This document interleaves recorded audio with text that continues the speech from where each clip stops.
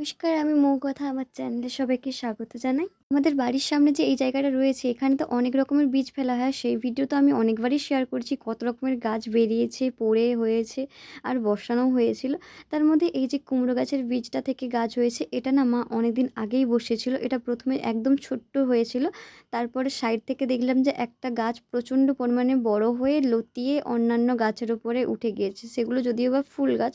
তো ওখানে রাখার মতো কোনো জায়গা ছিল না, তাই জন্য ওটা ফুল গাছের উপর লতিয়ে উঠেছে। এর আগে তো আমি অনেকগুলো কুমড়ো গাছের ভিডিও আপনাদের সঙ্গে শেয়ার করেছি, আর সেগুলোতে কুমড়োও বড় বড় হয়েছে, কোনটাতে পরিমাণে অনেকটা বড় হয়েছে, কোনোটা ছোট হয়েছে। আর এই যে কুমড়ো গাছের ভিডিওটা শেয়ার করছি এটার না দুটো আমি জিনিস দেখলাম, সাইড থেকে দুটো ডাল বেরিয়েছে। সেই লতানো ডালগুলো একটা হয়েছে একদম সরু লিকলিকে, আমি এখন যেটা দেখাচ্ছি এটা একদম লিকলিকে হয়েছে। আর সামনের যে আরেকটা রয়েছে এটা একদম মোটা হয়েছে। আর সরু লিকলিকের ডালটা থেকেই দেখলাম যে ছোট্ট ছোট্ট কুমড়োর জালি এসেছে।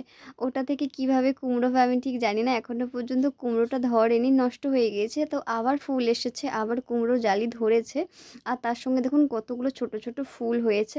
প্রত্যেকদিন এমন অনেকগুলো ফুলের কুঁড়ি ফুটতে থাকে। এগুলো তো কুমড়ো ফুল, আর এই কুমড়ো ফুলগুলো আমাদের এদিকটাতে খাওয়া হয়। তো আপনাদের কার কার বাড়িতে রয়েছে এই কুমড়ো ফুলের গাছ আমাকে কিন্তু সেটা কমেন্ট করে জানাবেন। যদি ভালো লাগে চ্যানেলটাকে সাবস্ক্রাইব করে পাশে থাকবেন, আর একটা লাইক ও শেয়ার করবেন। আর যদি আমার চ্যানেলে নতুন হন তাহলে এর আগের ভিডিওগুলো অবশ্যই দেখে আসতে পারেন। প্রচুর পরিমাণে কুঁড়ি এসেছে, কিন্তু প্রত্যেকদিন ২টো ৩টে করে ফুল হতে থাকে, আর সে ফুলগুলো তোলা হয়। তো যাই হোক, আজকের মতো এতটাই।